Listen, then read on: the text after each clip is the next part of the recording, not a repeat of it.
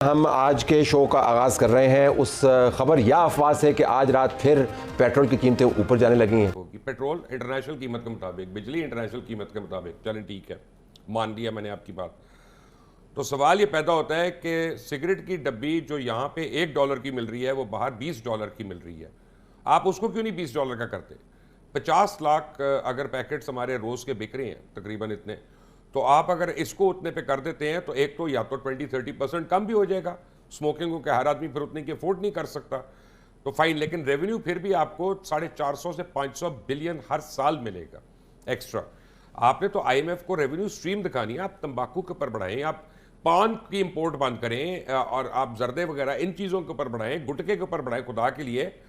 जो चीज़ें जिससे आप लोगों को रोकना चाहिए उनको इंपोर्ट भी कर रहे हैं और उनको सब्सिडाइज भी कर रहे हैं। तो मुझे गवर्नमेंट की ये क्रिएटिविटी समझ नहीं आती कि पेट्रोल बढ़ा दो, बिजली बढ़ा दो, लेकिन निस्वार ना बढ़ाओ, सिगरेट ना बढ़ाओ, तंबाकू ना बढ़ाओ, पान ना बढ़ाओ। I don't know what's the dam logic in पे। डॉक्टर साहब, पेट्रोल की कीमत 458 रुपए 41 पैसे फी लीटर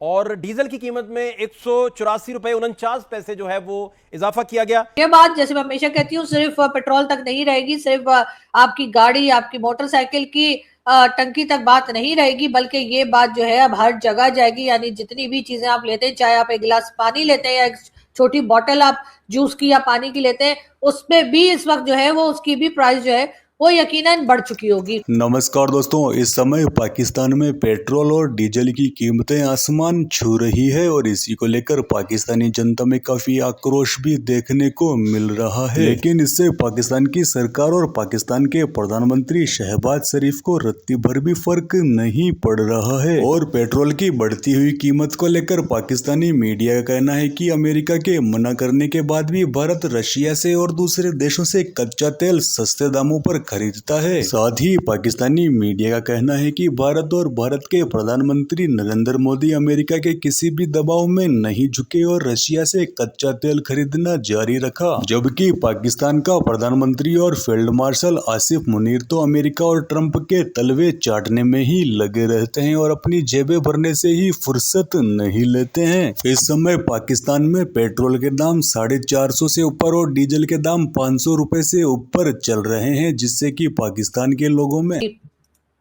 मगर गवर्नमेंट को इससे कोई लेना देना नहीं है। वो मुसलसल यही बताने में मसरूफ है कि जी हम तो बहुत ज्यादा काम कर रहे हैं और बहुत ज्यादा लोगों को फायदा पहुंचाने के काम कर रहे हैं, तो हमारी तो जी वाहवाही हो जानी चाहिए। लेकिन जी पब्लिक इस बात से बिल्कुल खुश नहीं है और जाहिर है कि ये एक बहुत बड़ा शौक है, ये एक तरह का पेट्रोल बम है जो गवर्नमेंट ने जो है वो लोगों के सरों पे दे मारा है। कल रात को ये फ्यूल प्राइस बढ़ाई गई और उसके बाद जिस बुरी तरह से पाकिस्तानी निकले और हर एक ने कोशिश की कि अपनी गाड़ी की टंकी वो फुल करा ले, ताकि कुछ दिन तो कम से कम आराम के निकले या कुछ दिन तो ऐसे रहे जिसमें कि उनको ये टेंशन ना हो कि हमें जी दोबारा पेट्रोल लेना है। और वो भी बहुत होती है। ये जो आप बात करें कि जी अवाम दोस्त इक़दाम क्या हैं और अवाम दुश्मन इक़दाम क्या हैं, एक तो बिल्कुल उन चीजों पर टैक्स होना चाहिए कि जो सामान्य तय्युश होता है और जो हमारी इलीट जो है इस्तेमाल करती है, और वो सिर्फ गुटखा, पान और सिगरेट भी शामिल नहीं, उसमें और बहुत सारी चीजें हैं जो आप बड़ी बड़ी गाड़ियों की आपने इंपोर्ट की इजाजत दे दी है। फिर सबसे बड़ी बात है कि देखें, अगर आपको पता है कि आप एक गरीब मुल्क की नुमाइंदगी कर रहे हैं,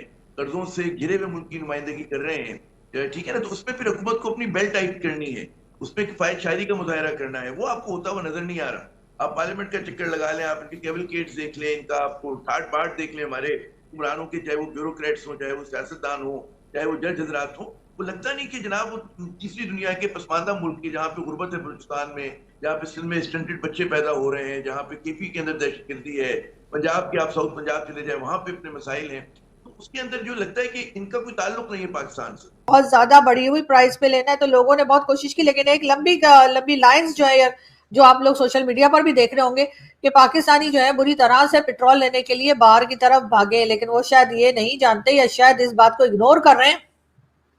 कि गाड़ी का फ्यूल तो आप ले लेंगे, लेकिन उसके बाद जब आप किसी चीज के लिए भी मार्केट में जाएंगे, चाहे वो ग्रोसरी हो,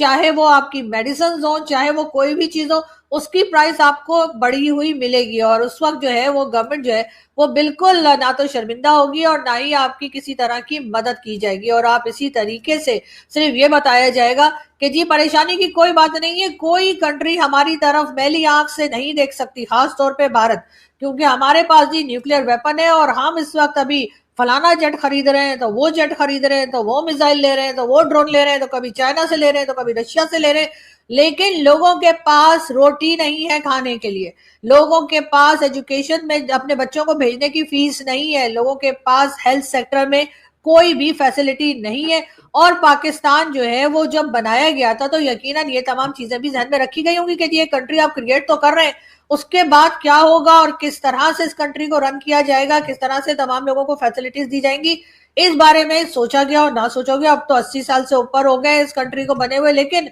अभी तक जो हालात है उस पर अगर कुछ कहा जाए तो हम फौरन भारत की तरफ भागते हैं, हम फौरन बांग्लादेश की तरफ जाते हैं और कहते हैं देखे जी उनका क्या हाल है, वो देखे जी उनके लोग सड़क पे सो रहे हैं। हाँ, तो आपके यहाँ भी तो लोगों का हाल खराब है, आप पहले तो अपना हाल अच्छा कर लें, उसके बाद किसी और की तरफ देखें। लेकिन अपनी बात जो है वो नहीं की जाती। हम बार बार जो है दूसरी कंट्रीज की एग्जाम्पल बताने की कोशिश करते हैं कि उनके हालात बड़े खराब है और हम जैसे बहुत महलों में रह रहे हैं, लेकिन हमारे यहाँ लोगों की जो हालत खराब से खराब होती जा रही है इस वक्त भी। वैसे तो खैर 50% भी कुछ लोग कहते हैं, लेकिन 47% से ज्यादा लोग पॉवर्टी लाइन के नीचे जा चुके हैं। लेकिन गवर्नमेंट को ना कोई शर्म है, ना कोई गैरत है अपने, ना तो ये खर्चे कम कर। इसलिए है कि IMF के साथ इनका जो मुआहदा हुआ है उसमें 80 रुपये फी लीटर पेट्रोल के ऊपर और 80 रुपये फी लीटर डीजल के ऊपर पेट्रोलियम लेवी लगानी है। वज़ीर-ए-आज़म शहबाज शरीफ साहब का ये ख्याल है कि जो डीजल इस्तेमाल करते हैं वो ये इतना टैक्स अफोर्ड नहीं कर सकते, तो अब उन्होंने पहले ही 80 रुपये जो पेट्रोल के ऊपर थी उसको पिछले हफ्ते 107 कर दिया। अब पीछे रह गए 53 रुपये फी लीटर। अब हुकूमत के सामने चॉइस ये है कि 53 रुपये फी लीटर वो किस पे डाले, इसमें से कुछ डीजल पे डाल दे, कोई 25-30 रुपये,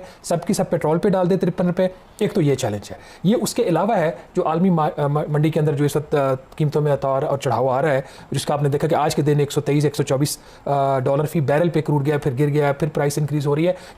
ये आज और कल का तो शायद इंपैक्ट ना आए क्योंकि ये 3 दिन की एवरेज के ऊपर प्राइस जो है वो अपनी डिटरमिन करते हैं, बट करते हैं उसी तरीके से प्राइम मिनिस्टर हाउस हो, चाहे चीफ मिनिस्टर हाउस हो, चाहे इनके अपने जाती घर हो, ये मुसलसल कौम का पैसा, टैक्स का पैसा जो है अपने ऊपर लगाई जा रहे हैं। कोई जहाज खरीद रहा है तो कोई ट्रैवल कर रहा है, तो कोई इधर विजिट कर रहा है, कोई उधर विजिट कर रहा है, और उसके बाद बैठ कर बड़े जी ड्रामेबाजी के साथ जो है वो अपने अपने मिनिस्टर्स जो है वो छोड़ दिए जाते हैं टीवी चैनल्स के ऊपर। तो मुझे समझ नहीं आती कि ये लोग काम किस वक्त करते हैं। सारा दिन तो ये लोग जो है टीवी चैनल पे बैठकर और भाषण देते रहते हैं पब्लिक को कि जी हमने ये कर दिया, हमने वो कर दिया, हमने भारत से जंग लड़ ली, हम अफगानिस्तान में ये कर रहे हैं, हम वहां से TTP को हटा रहे हैं, और इस तरह की बेकार किस्म की बकवास जो सारा दिन हमारे मिनिस्टर्स करते हैं और उसके बाद उनको बिल्कुल शर्म नहीं आती कि वो क्या बात कर रहे हैं और किस तरह से लोगों को बता रहे हैं। और लोग इस वक्त बेवकूफ नहीं है, ये कोई 71 के जमाने के लोग नहीं है जो हर बात को मान जाएंगे। ये लोग अब बहुत होशियार हो गए हैं और अब पूरी दुनिया का मीडिया भी देखते हैं, न्यूज़पेपर्स भी पढ़ते हैं, उन्हें बहुत कुछ पता है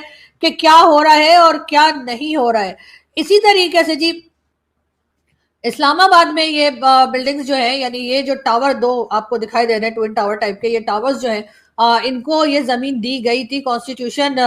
कह लीजिए कि कॉन्स्टिट्यूशन इसको कहा जाता है, कॉन्स्टिट्यूशन बिल्डिंग या कह लीजिए टावर्स ये कहलाते हैं। इनको ये जगह दी गई थी जी CDA की तरफ से कि यहाँ पर जी होटल बनेगा जी, 7 स्टार होटल बनेगा, ये बनेगा वो बनेगा, और उसके बाद अपार्टमेंट्स बनाकर बेच दिए गए। जब तक अपार्टमेंट्स बनते रहे किसी ने कुछ नहीं कहा, सब लोग खामोश रहे, किसी की आवाज नहीं निकली। अब जी कहा यह जा रहा है कि कल रात से बार बार यहाँ पे जो लोग रहते हैं उनके पास जाके कहा जा रहा है कि अपनी बिल्डिंग खाली कर दीजिए, इसलिए कि ये इलीगल तरीके से बनी हुई है और इसको बिल्कुल इजाजत नहीं है। लेकिन हमारा जो मीडिया है, हमारे जो साथी जर्नलिस्ट हैं जिनको कि मैं